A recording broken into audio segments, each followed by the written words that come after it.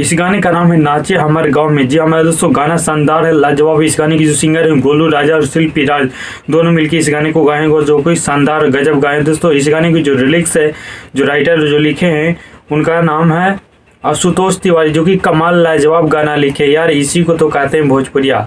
सुनो ना गाना।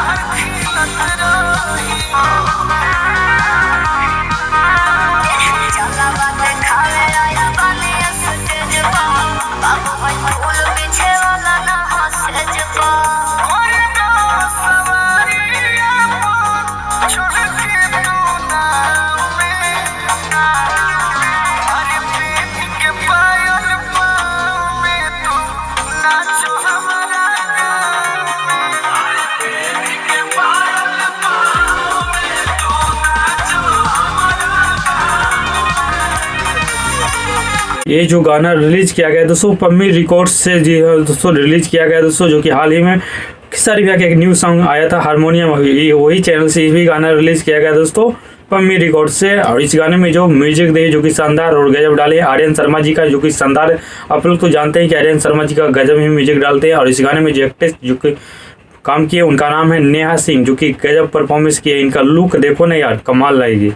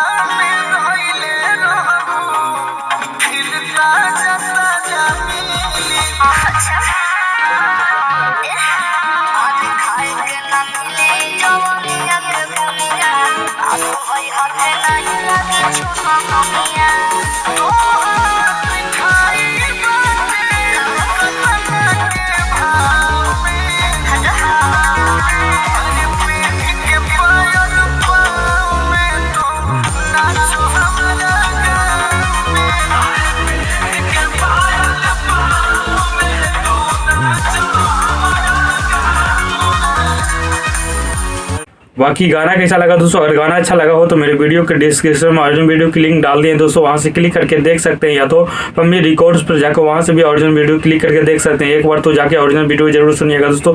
गाना शानदार है, लाजवाब है। जितना तारीफ करें उतने ही कम है दोस्तों। बाकी मेरा वीडियो अच्छा लगा है तो मेरे भी चैनल को सब्सक्राइब कर दीजिएगा, लाइक कर देगा दोस्तों। थैंक यू सो मच दोस्तों।